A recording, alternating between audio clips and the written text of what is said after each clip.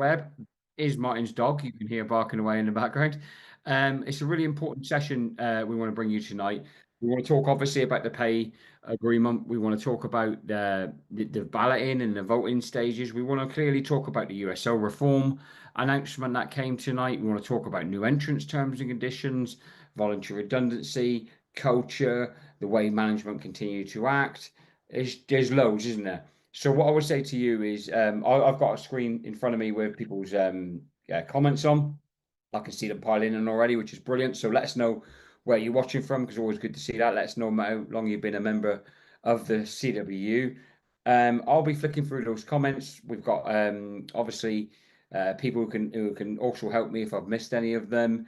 But tonight, I just need a bit of patience, really, from everyone. There's going to be nothing that we're not going to cover. We're going to ask, is the pay rise enough? We're going to ask about the union's influence. We're going to ask if Royal Mail is serious on negotiation because they're just cracking on with the USO ahead of an agreement. So everything that you are saying and you're feeling and you're saying to the CWU via social media, via email, I'm going to make sure it's put to Martin Walsh, our Deputy General Secretary. So you've got no worries there of anything there. Well, on the that note, Martin, a bit of a sort of a long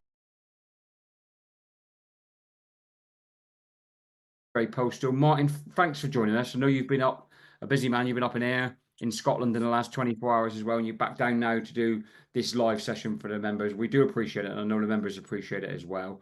Ahead of going into questions, because I think we've got plenty of time for that. Part one or part two of our rebuilding Royal Mail agreements with the company and with EP Group, giving you the chance to set the scene for 5 or 6 minutes before we really wade into the members' questions, which I can see coming up at a rate of knots on my screen to my right. Over to you, Martin.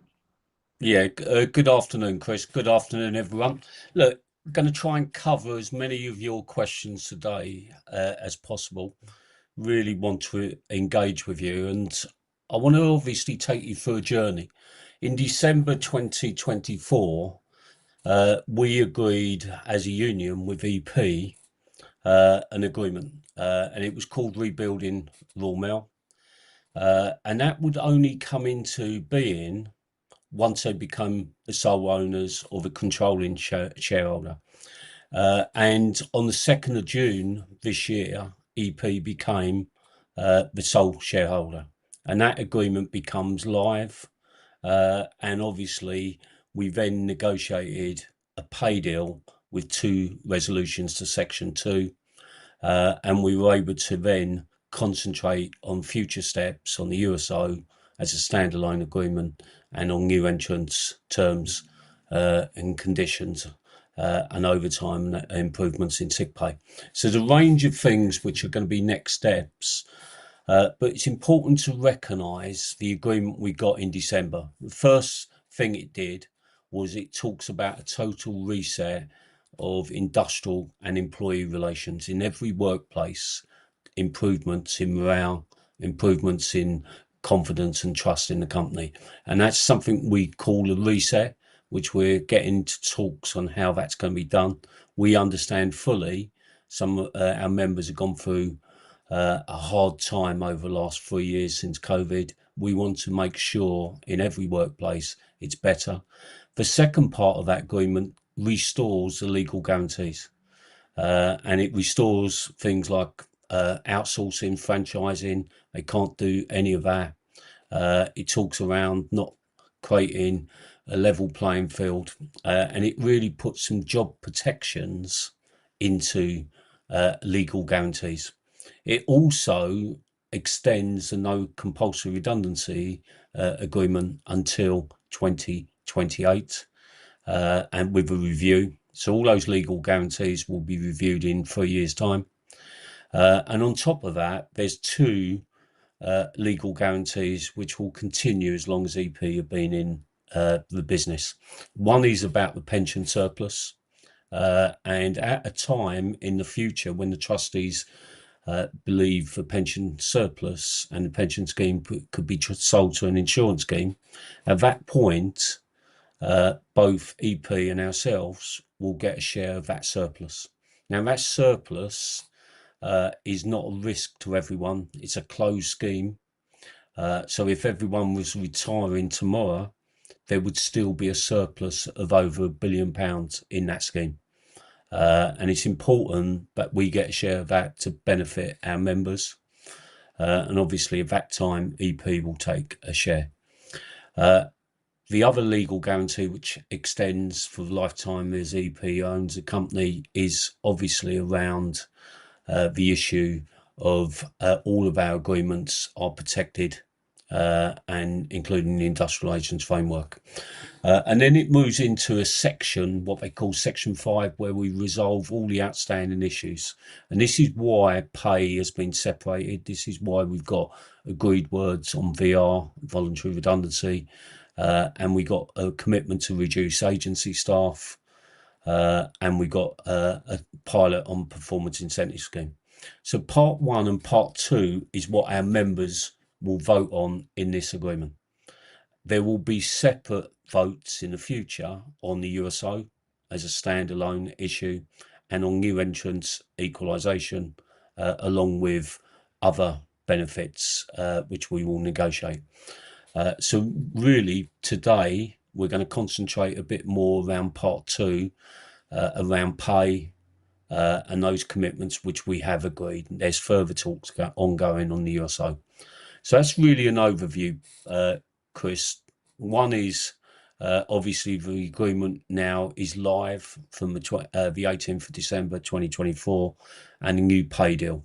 And it's worth saying this is only the second time since the way forward in 2000 we have had a no strings pay deal without any conditionality. So that's an important piece, and it's the first time it's been above 4% as a no strings pay deal since the 90s. Thank you, Martin. I appreciate that. I'll come right in on pay then. So we've got, and again, reiterate to the people joining us who maybe missed the start, we're going to cover out the whole agreement. We're going to everyone's criticisms. You've got no worries about me not seeing that and me not putting that to Martin and him, answering those very, very clearly. I want to come to pay if I can, on a number of levels, Martin. First of all, is it enough in your view? Because we have a number of members who are saying it's not enough. It doesn't compensate for the years of erosion of pay, particularly the period under the previous Royal Mail board and senior management team. So that's the first point. The second point would be what you said about no strings. So two elements to that question. Is it really no strings? Because, Royal Mail, as we're going to talk about later on, people are seeing them trying to plow ahead with the USO. So is that a string but without a vote in that sense? And there is something strange has happened with people's views, and we want to cover this because we have had loads of criticism in the past. And why is pay not just straightforward? Why do we have to vote on other things? And then we deliver a pay agreement, and then people say, why aren't all the issues sorted as part of this agreement? So clearing up some of that and an overall view on pay would be really helpful, I think, before we move on to the sort of bigger issues, or not bigger, but the other issues in the agreement. Yeah, look, let's try and tackle this in the right order. Since privatisation, there's only been one other time when we've got above inflation pay rise. Now, you could say there was another couple where there was a shorter working week introduced and obviously a lower pay rise. What's important here is like that we tackle the issues which are at heart of this, and we deal with obviously pay, which is a really important part. Now, do we want to improve pay over a period of time? Yes, we do. But is it challenging? This company is not making the money which obviously it should do. And in fact, it's probably going to announce a profit of something in the region of £15 million. And in year one, 4.2% is worth over 220 million. The USO in its top boundary is only going to be paying out something in the region of 300 million. We don't think that's going to even reach that. If you look at year 2 and year 3, our pay deal costs over 900 million. So this is where you look at what is the affordability for a company. And how do you get a no strings pay deal, which is a reasonable pay deal? It's above inflation. It's never enough for our members. We would love to get them more. But if we're honest, we've only had 3 pay strikes in over 40 years. And they've never ended well. 2022, we went out for a no strings pay deal. I would say if we had been offered 4.2 then, we would never have had a strike. There was one in 1988, which was about protecting national pay bargaining, and the Great Strike of 1971. And you got to remember, we believe 4.2 is a reasonable pay deal without any conditions attached to it. Is it, do we want more? But I think if a company's not making that money, we're not going to end up in a strike trying to get another 0.5%. We believe when they offered us various aspects of 4%, and I've heard this said before, we rejected 3 offers of 4%. There's different ways of cutting 4%. So the first offer we had was 2% backdated to April, 2% from July. There was another one, 3% backdated to April, 1% from October. Their exit rates are 4%, but they're not true 4% pay rises. And equally, they didn't flow through to pensionable allowances. So anyone on a night shift, late shift, TPM wouldn't have got the full impact of that pay rise. This time, 4.2, which moves our national rate delivery people who work in deliveries to over £15 an hour, is a reasonable pay deal. New entrants, we're committed to having a first step on equalisation by September, and the whole plan available from December at the latest. Thanks, Martin. Appreciate that. I want to talk, want to move on from pay because people in the comments, some people saying it's not enough, some people saying it is enough. I think ultimately our membership will vote on that, and we'll get onto the ballot. And the union as negotiators, yourself, Dave, and the officers will be led by that, the result of that ballot. So ultimately, people are going to get their say on the pay deal. Years 2 and 3, though, people raising a lot of questions about that and saying, yeah, it is above inflation for year 1, but when you add in years 2 and 3 across that 3-year period, it's just barely above inflation. And again, referencing back to the period of significant decline, that's not good enough, people's view. Look, there's an agreement with basically EP which talked around a long-term pay deal. If we want EP to honour things like equalisation, improvements in sick pay, all the things which were in that agreement, we've got also on it. It said a long-term pay deal. And if you look at what we've achieved, and you look back, we've only had 1 above inflation pay rise since privatisation. This is a second. We're guaranteed at worst to hit basically CPI next year and CPI the following year. But there's 2 other aspects in there. First off, the average of January to March will be what we'll compare in CPI, not just in April. And then if CPI is going to be less than 2%, it will be 2%. If it's above 3%, both parties have a reopening clause. So all of the statistics, national statistics, etc., are saying inflation for next year will be 2.6. But in the world, which obviously is volatile at the moment, especially around the Middle East, if inflation does increase, both parties, if it goes above 3%, can reopen it. So we do think it was the right thing to do, build some stability. This company will not survive without some change and without some stability. We've got to grow the company. We've got to restore quality of service. We've got to introduce achievable workload, and building some stability in years 2 and year 3 were important as part of this deal. Thanks, Martin. I want to just quickly, I know some really big meaty subjects to cover. I want to cover other elements of the agreement, which I think members will see as a positive, that have been brought forward. Because I think the other thing I suppose to give context to everyone is obviously we agreed, as you said, the agreement with EP, which had a very clear set of timelines of things to be achieved within 3 months of the transaction taking place, and then again within 6 months. And things such as pay we've been able to accelerate, which I think most members would appreciate and desperate for a pay rise. Other things we've accelerated include improvements on voluntary redundancy terms and moving towards ceasing the use of agency workers. Can you cover those two for me quickly?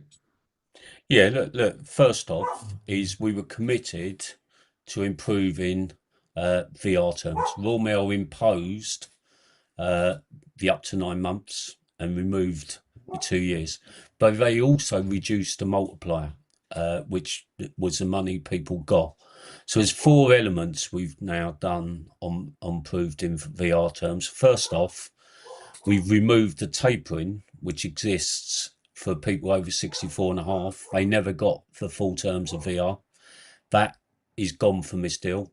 If they qualify for the full terms, they will get the full terms, regardless of age. Second is we've increased up to 9 months to up to 52 weeks, so 12 months. And we've also increased the minimum someone can get from 8 weeks to 13 weeks. And we've increased the multiplier, which was 2 to 2.5. So we think there's always a balance, rewarding people who want to go, with ensuring we've got enough money to reward people who stay in. But we think we've got the right balance here and we've got an improved VR terms. The second element is reducing agency. For too long, we turned a blind eye, and Royal Mail have turned a blind eye to the use of agency, Vanguard, etc. Last month, there was 7,500 full-time equivalents, agency staff working. Some of this is where our members don't want to work, weekends, etc.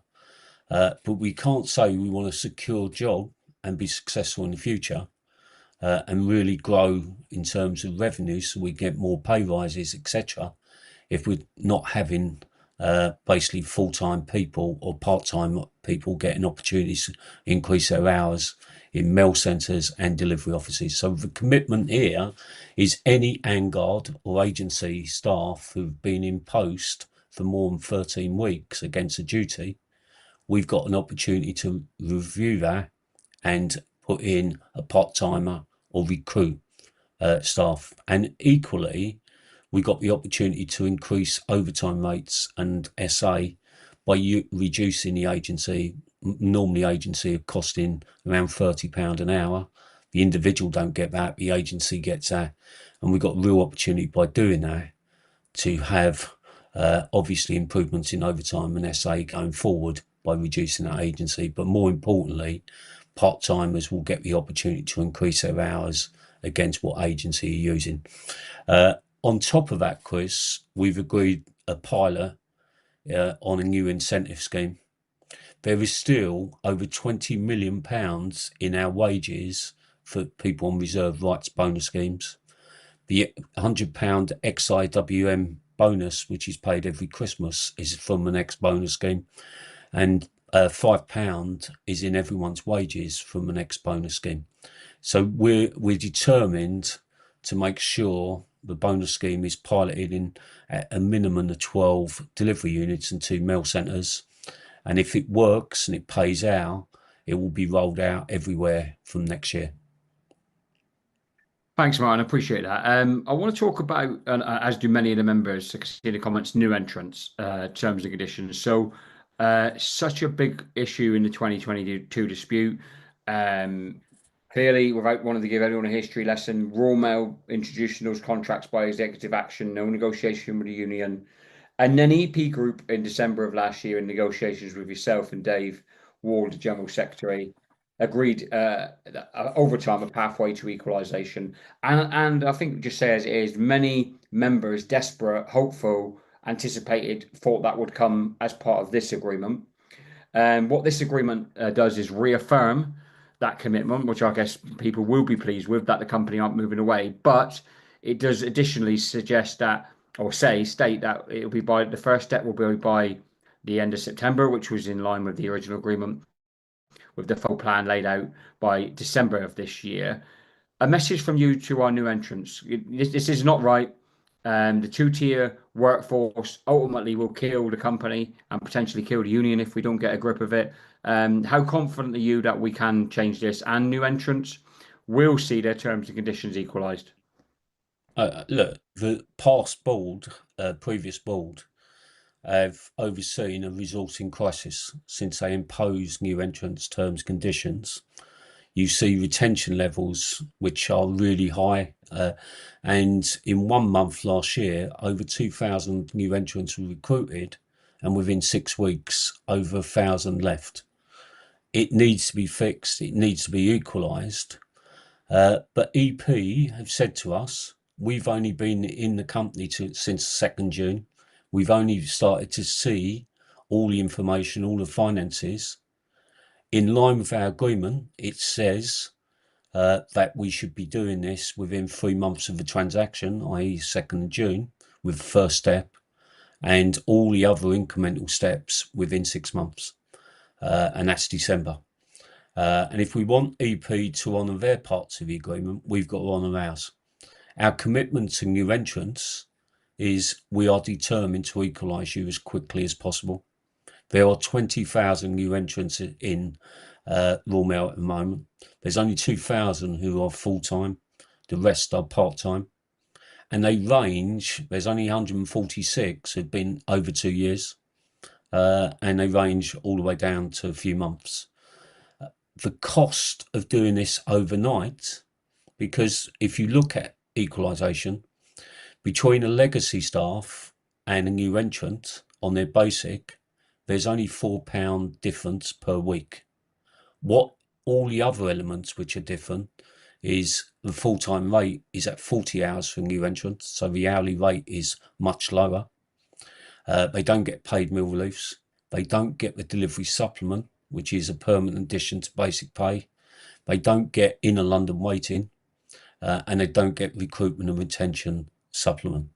To equalise in full, it would cost Royal Mail 183 million. That's over 3.5% on the pay bill, and that's not going to be done overnight.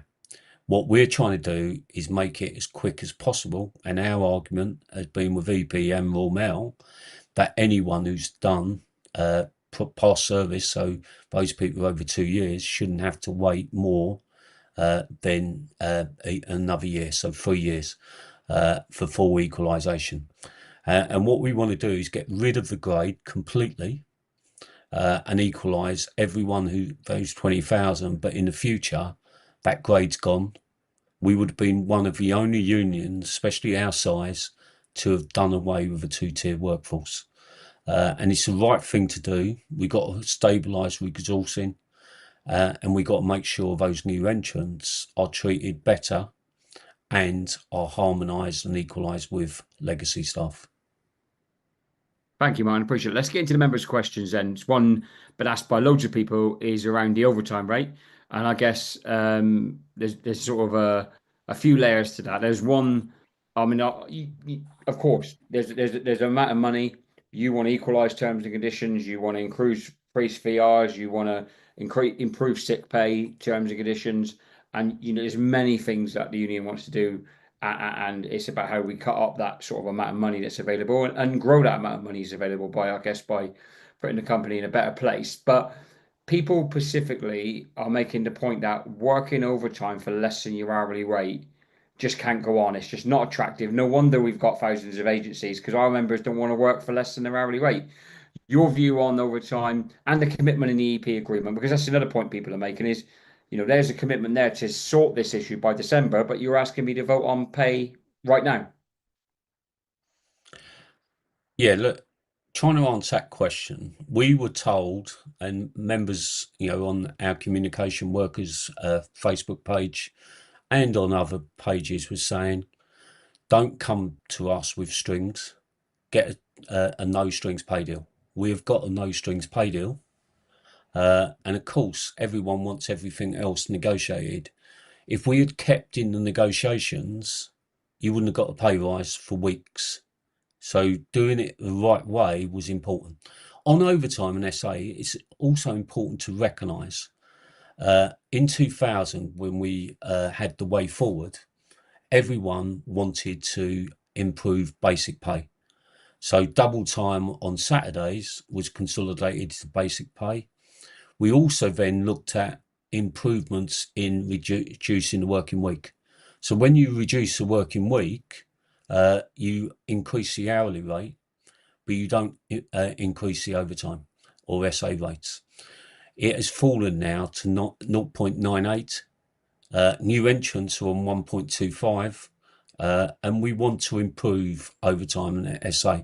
There's a balance here, isn't there? There's only one pot of money.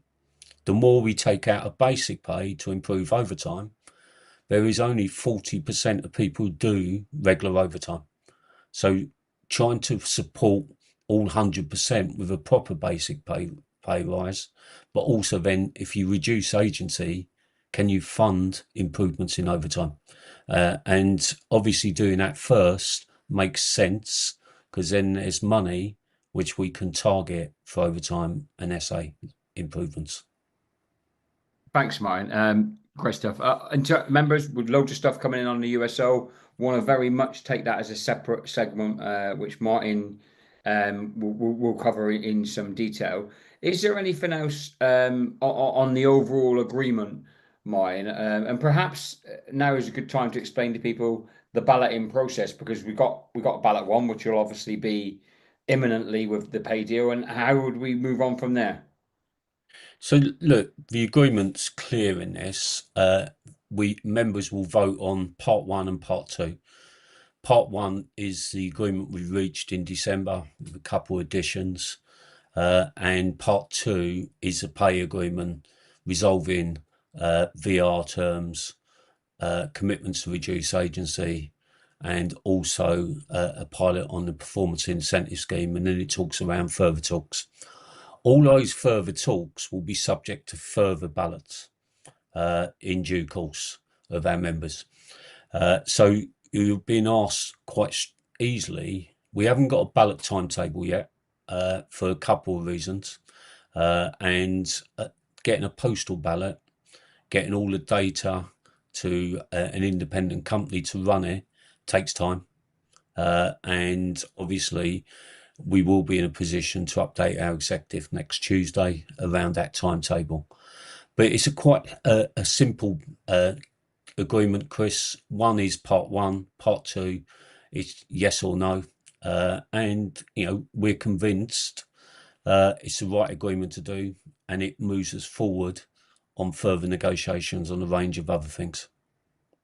Thanks, Martin. I think we've covered, and we may well come back to some elements of the agreement, because I think there's probably a bit more that'll come out from the members. But I want to get into the USO because there's a lot of questions on it.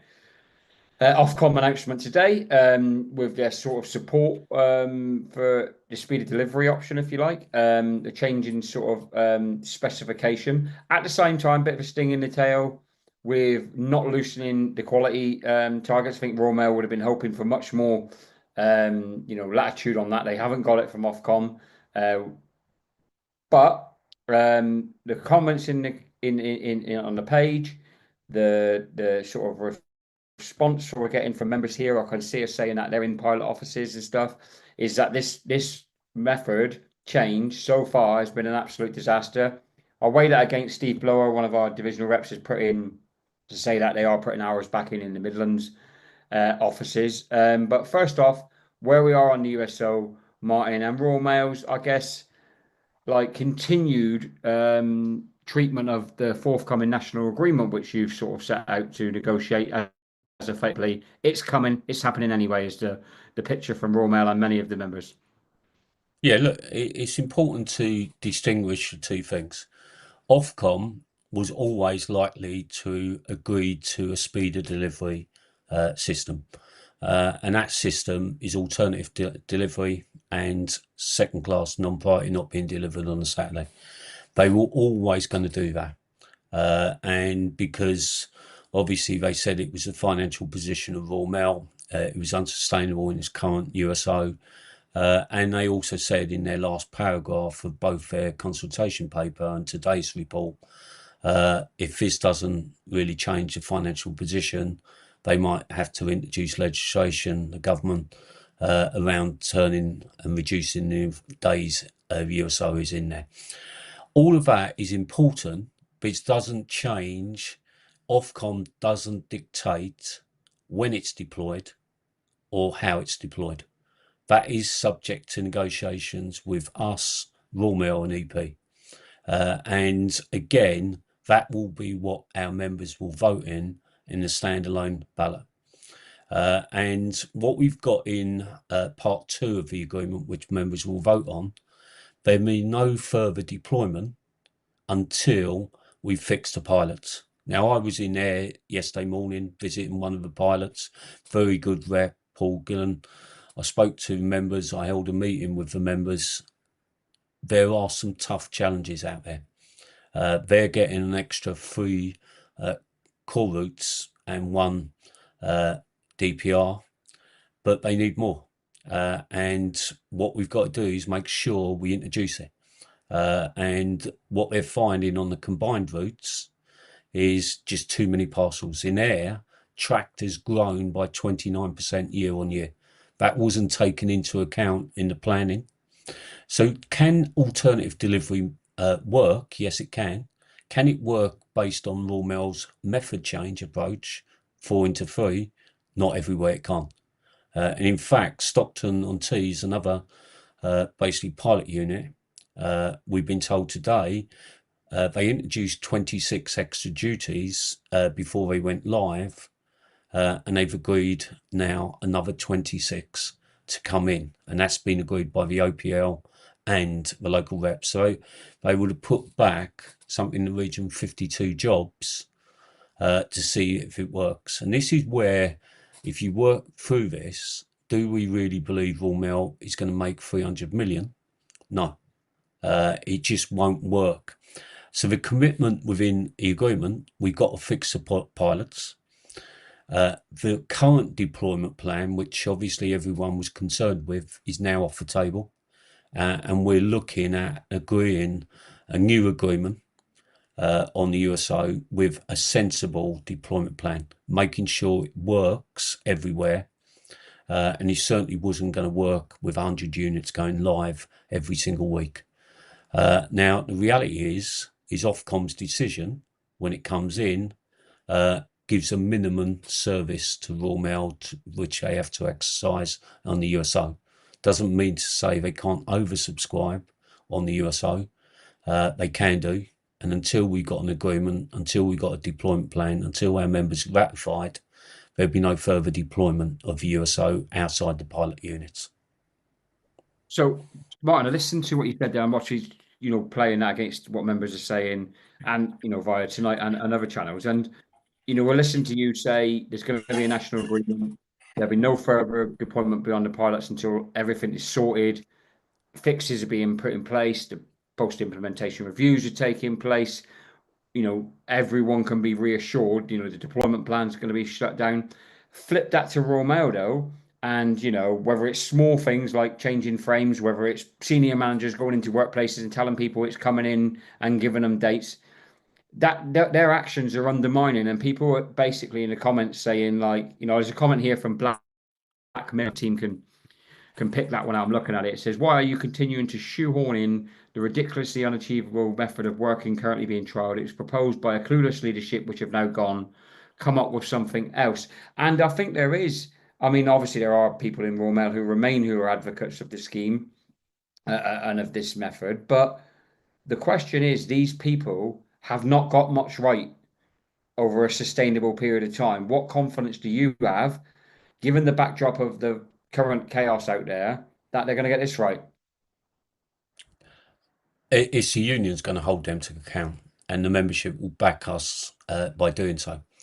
It's important to recognise, let's be honest, how many units, which obviously have gone live in the pilots, were working and clearing quality service before they basically went live. And there is a range of offices who have never achieved quality service for the last 3 or 4 years, since Royal Mail imposed revisions which were unworkable. What's important is going forward, we fix those units. So when they do go live, they can have achievable workload and they hit Ofcom's targets. Ofcom have made sure there's a TEL quality target. And that TEL quality target means if you haven't cleared first class to 90% on day one, you have to achieve 99.5 on day 3.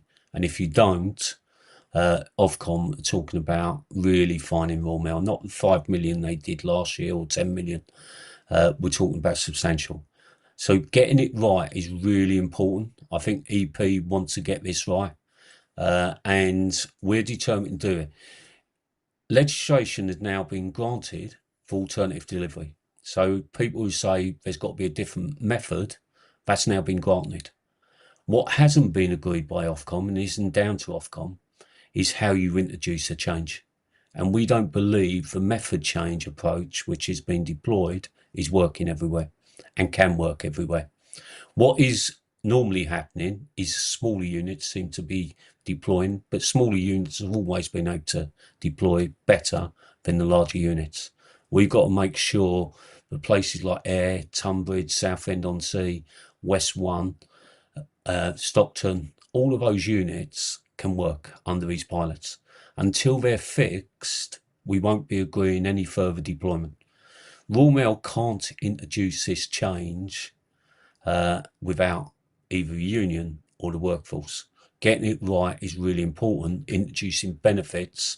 So our view at the moment is leading up to peak, only getting the pilots right and introducing the changes on DTS, which means our members on a Saturday would basically get an earlier finish testing the walks because they wouldn't have been reducing any walks because they're only going to be delivering first class and obviously parcels is the first step, getting used to that on the current walks and then planning and data verification to see what is the next steps from next year.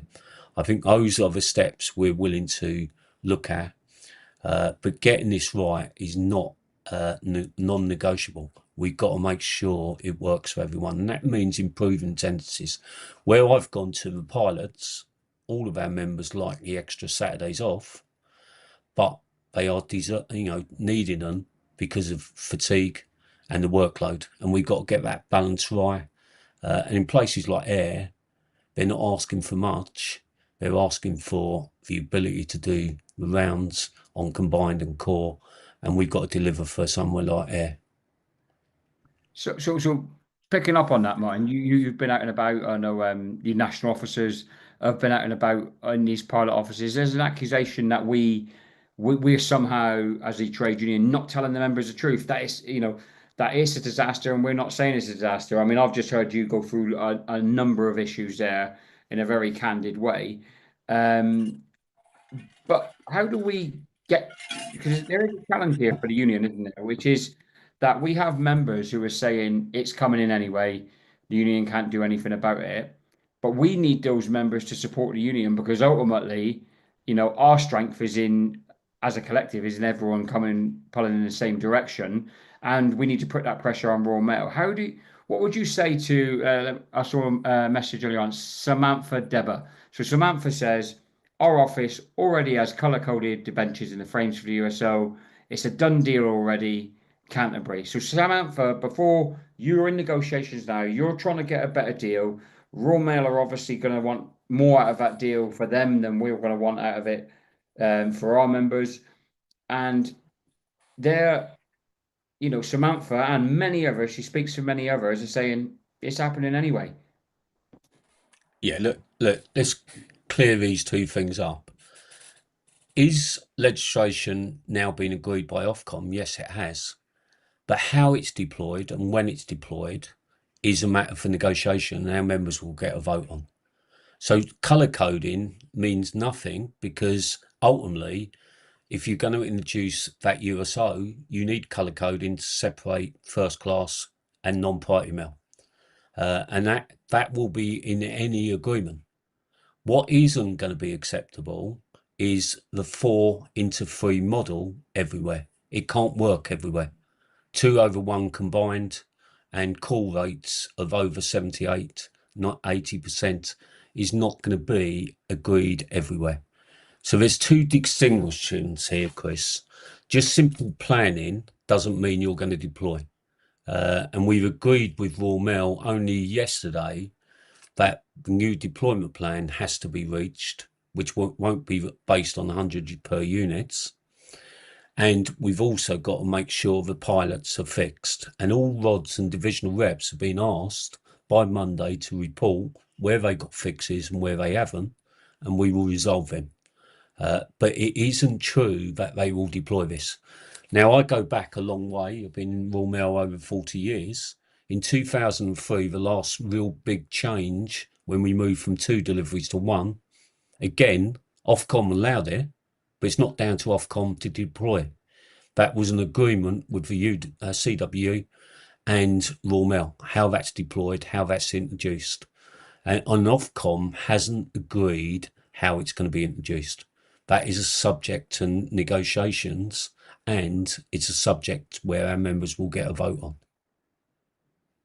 Thank you, Martin. Dominic Nico makes a point. He says, bin CISO signing in and signing out and bring back the old overtime arrangements and you'd fly. So, I mean, I want to put that up really, both so you can answer Dominic's point. I think he's made strongly there, but also because it also ties in with the issue of trust. And the issue of independence of postal workers, that is such a historical plus for the job, which has been eroded over so many years, where every second is now tracked, monitored via PDAs, people are getting hassled. And the debate around whether you trust someone to do the job or whether you overbear them to do the job, and Royal Mail have definitely in recent years taken the latter approach. And is there the opportunity here with these overtime negotiations and other things to bring this together as a collective and start to bring back some of that positivity where and ownership over the job? I think so, Chris. Look, if you look at this, I'm fed up hearing letter decline, etc. Our members are working harder than they've ever been. You looked how much track they've got and what they've got to do indoors and outdoors. They've never worked harder. So this thing around our members aren't productive is complete rubbish. Our members can't be any more productive. What we've got to make sure there's more trust within the company and EP to trust our workers and our members in the job. And there's bits in the agreement, the original EP agreement, talking about more say over workload, the performance incentive scheme. And if you look at it, we are in talks where two things are in play. Under this system, there can't be any more absorption. One of the most unpopular agreements in Royal Mail was absorption. They're committed to completely reducing that, eliminating that. And also, they're committed to better attendance patterns and a performance incentive scheme. Now, again, they want to, and they put in the words of the draft, review network finishing times. And there's easy wins here. Again, I was in there yesterday, and they could finish and start earlier on a Monday because there isn't two vans, and those kind of things should be resolved fairly quickly.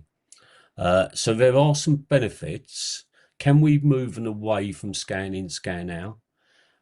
I think we should be trying to do that. There should be more trust in a postal worker. Are we going to go back to, if you like, the days of job and finish and ghost overtime? Probably not. There's a balance between those two options. Thanks, Martin. Jason Lee, I think, has made a really powerful contribution, which a number of members have picked up on. Jason's saying, could the union please clarify the rationale behind agreeing to extend delivery times by up to an hour, particularly in light of the challenges faced by an aging and fatigued workforce? Now, fatigue, when I looked through the report that was produced by Tony Butcher a couple of weeks ago on the pilot offices, or rather put together by Tony, but produced by our representatives, fatigue was just jumping out. And then when you think of days and periods of heat like we're having at the minute, or the other extremity, with bad weather, it just feels inconceivable, matched next to the point that Jason's making about an aging workforce, when Romo has it, probably one of the oldest average workforce of any major employer out there, that this can work basically without major concessions from the company. So what are we doing on the issue of fatigue and things we're putting in place? Because this isn't like, oh, this is one or two people in an office. This could be like huge portions of offices right across the country. So look, on fatigue, there is a fatigue study, and Tony's obviously shared that with you, Chris, where heart rates, etc. But some of the pilots are already doing something on fatigue. So, for example, again, in a number of them, they do a core route on one day and they do a combined on another. So they're not walking in the same way as they were prior to it. Now, that's not happening in every pilot, and we still got to resolve the non-drivers issues, which prevent them having a 3 and 2 day where they basically don't do more than 3 core routes per week.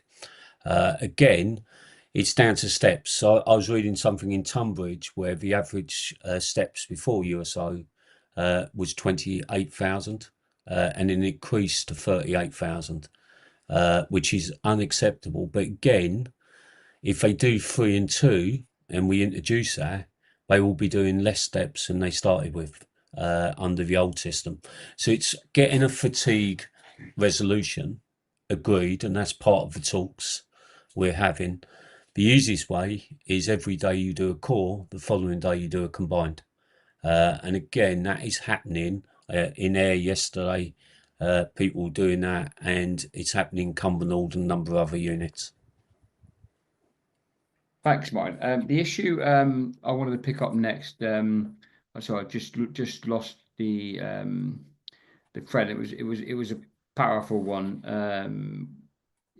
Is about sick pay. So people have picked up about sick pay, and we're going to stick with the USO, but it's been asked 3 or 4 times now. So obviously, the agreement with EP Group in December of 2024 agreed that we would review to improving the sick pay arrangements. Where are we on that? Again, there's a commitment within the agreement, next talks, to have an agreement by September on an improved sick pay. Now, this is obviously difficult because everything costs. Every 1% on sick is worth 50 million. And of course, Royal Mail believe by introducing the SSP, they've reduced sick leave from what it was. In recognition of that, the words in the UP agreement talks around an improved sick pay. Now, that doesn't remove everything on SSP, but our aim is to introduce that on the second absence, SSP is no longer in that place. So you won't get deducted. And that's what we're trying to achieve in negotiations. There'll be a review to that. But what's important is that we try and work better to reduce sick levels. And some of this is because people can't get annual leave on the day and they end up going sick. There's a range of things we've got to do to make sure we improve sick leave and the numbers in there. Genuine sick leave will always need it, and we want to support those individuals. But where we can improve it and reduce SSP, it's important we do so. Thank you, Martin. Back to the USO. John Bell asks, what about the non-drivers?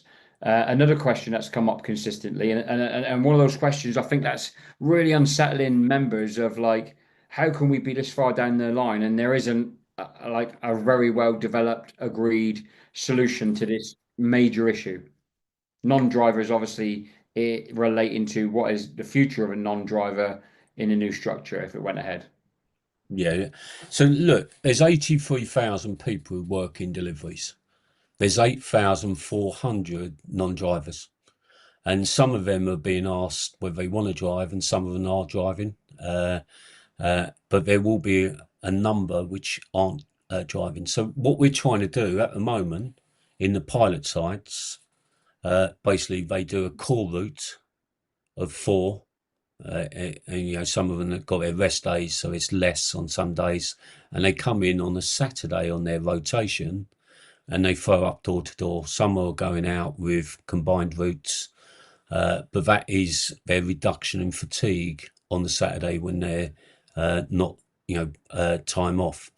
So obviously there is something in play. We don't think that's enough. So what we're trying to do is, can a driver or HCT do a combined duty, not based on 2/1, which is a model, but much less. And if we can get that right, then there's no reason why you can't have the same a combined and core route every other day.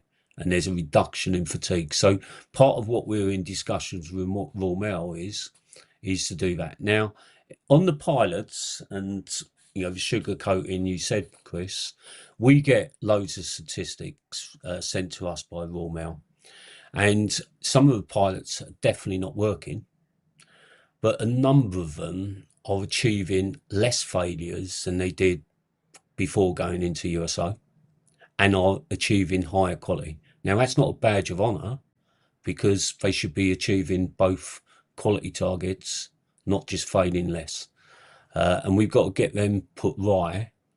But there isn't, if you looked at some of the our delivery offices now who aren't in a pilot, they're failing as well. And we've got to make sure we address those units before they go live in the future. Thanks, Martin. A few good questions coming in, so thank you for people for keeping them asking them. So Stings, I think it is 444, has asked a couple of times, and it's in relation to duty patterns in the future structures. What is happening to Wallington weeks? Are they part of the options, if you like, for the way of working? Yes, they are. They're part of the options, and they normally, what they call Wallington pluses, they get an extra Saturday off in their rotation. We want to go further on the attendance patterns. We recognise, because of later starts, there's a lot of people almost pigeonholed into two Saturdays off in 5, and we want to try and broaden that to better Wallingtons, more options on 9-day fortnights, 4-day weeks, and try and really come up with some more attractive duty patterns.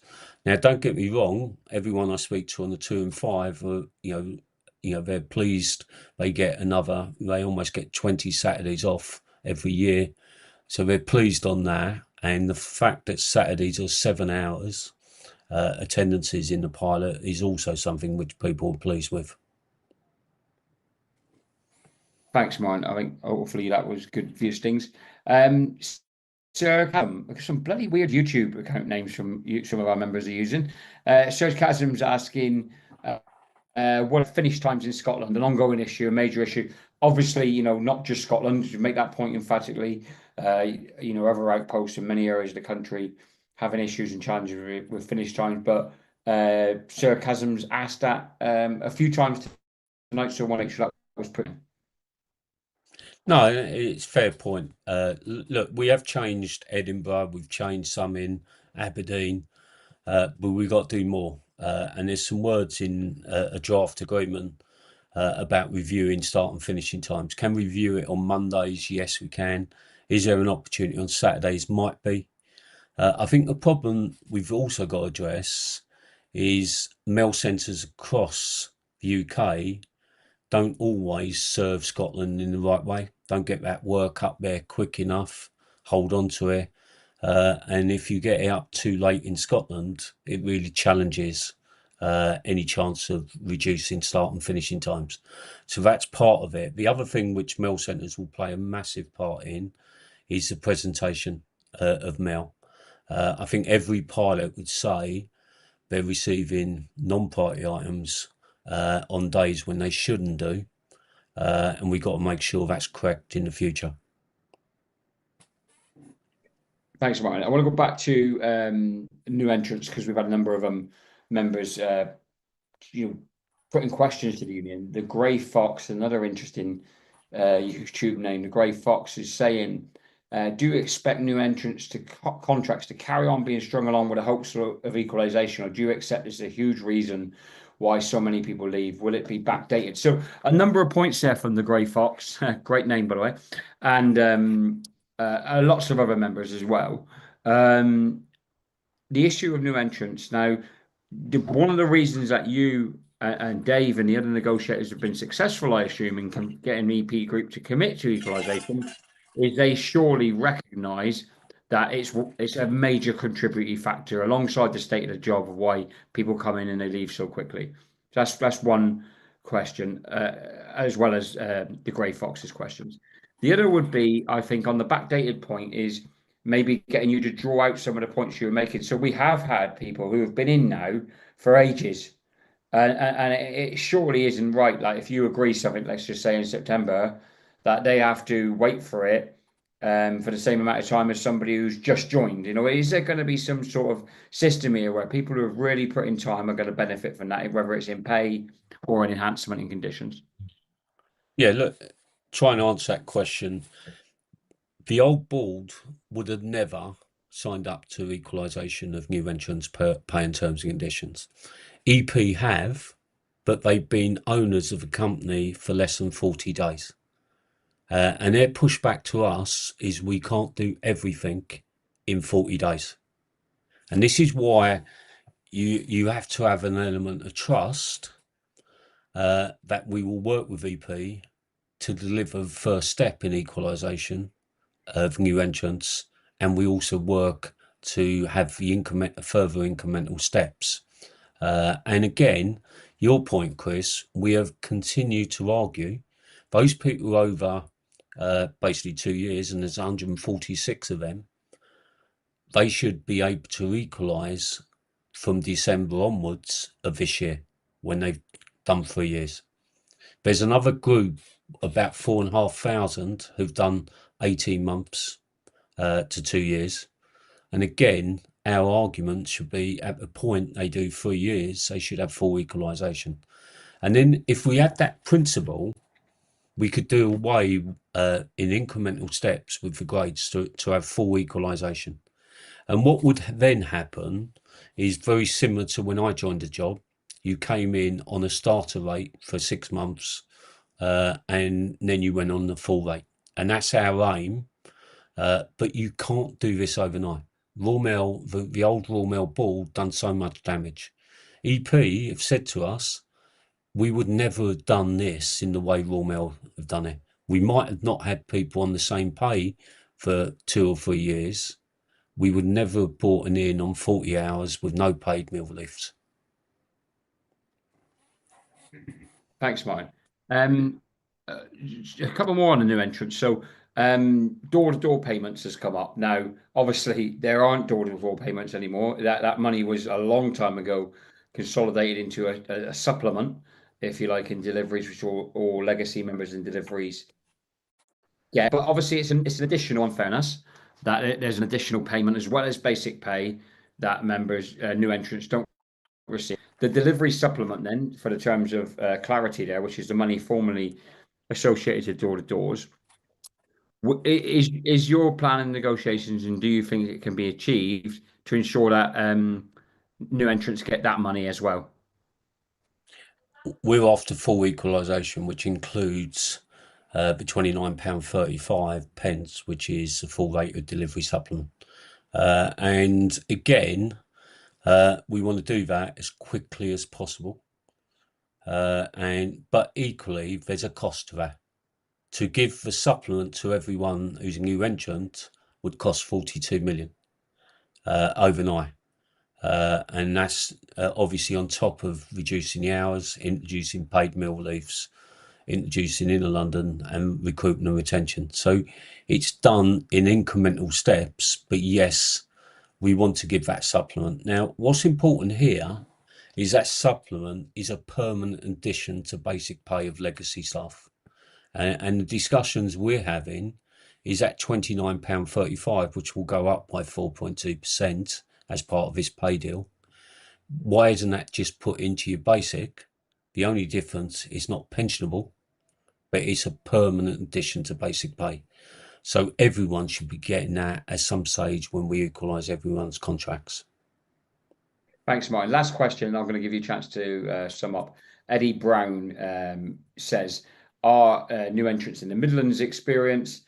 is we're not getting any Saturdays off. I don't think I've had one off this year outside of annual leave. How can we be better supported in getting 1 in 6 Saturdays off? Again, terms and conditions, one thing, pay, supplements, etc., but also parity and fairness in other areas too for our new entrants. Look, we should be treating new entrants the same as everyone else. They should be getting regular Saturdays off. They should be getting full training, and they should be getting the respect they deserve. Now, in terms of what we're trying to do, the other benefit of obviously, if we do deploy USO, is the amount of part-timers who get made up.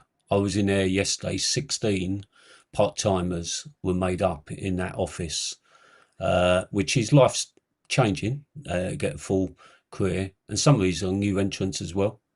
And again, we should be supporting all of our part-timers and new entrants to make sure where they want full-time jobs, they get full-time jobs. Where we want a continuous part-time jobs, they get respect and the terms which suit them on those shifts.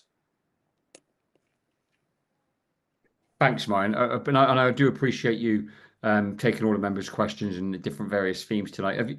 Obviously now, as you said at the start of the session, the Postal executive will set a ballot timetable on the pay agreement. You're going into negotiations with the officers on other elements, including the USO, seeking a national on that.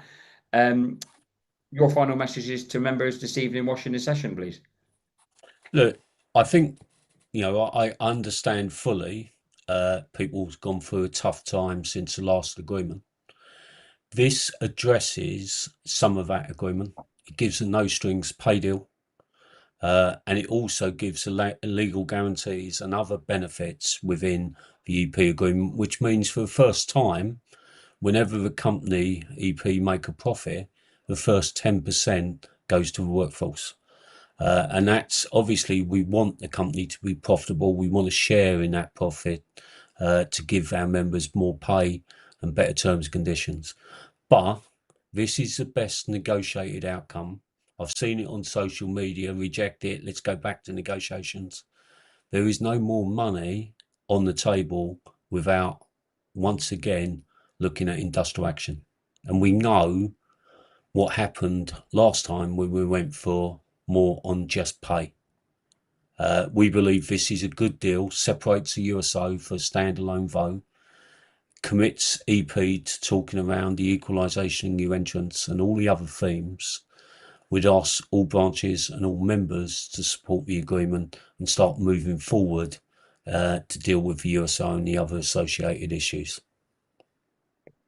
Thank you, Martin. Really appreciate that. Thanks for your time getting back from Air Delivery Office to come straight on with us today. It really is appreciated. And again, worth making point to members that you won't find any other trade union having a session like this where they reach an agreement and the officer or one of the officers responsible for negotiating it come on and take questions live from the members on a YouTube session. So well done to you, Martin. Well done to the members in the comments. I think it's brilliant, whether challenging, whether criticism, whether praise, whatever it is, you're all playing a role in the most democratic union in the country. And I think that's really, really important that we continue that transparency. Get beyond, particularly when they've got a real tough gig at the minute, and they're that's gonna continue. And Martin, myself, Dave, and the other officers will bring you as many updates as we possibly can in the coming weeks. But thanks for tuning in, and good night, everybody.